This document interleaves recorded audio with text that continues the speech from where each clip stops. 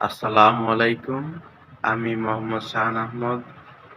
বর্তমানে সাভারে আছি। আমি একটি ট্রেনিং ইনস্টিটিউটে ইন্সট্রাক্টর হিসাবে কর্মরত আছি আরএসি ডিপার্টমেন্টে।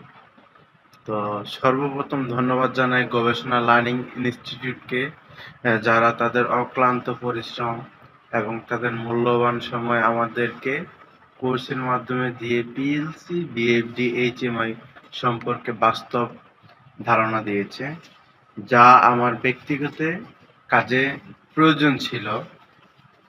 যেমন আমি রেফ্রিজারেশন অ্যান্ড এয়ার কন্ডিশনিং ডিপার্টমেন্টে বর্তমানে কর্মরত আছি।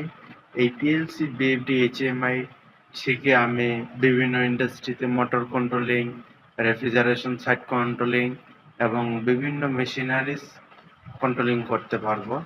এখন আমি কোর্স শেষ করলাম কেবল, এখন এটাকে আমি আরো চর্চা করে নিজেকে আরো এই বিষয়ে দক্ষ করে তুলবো। ধন্যবাদ সবাইকে।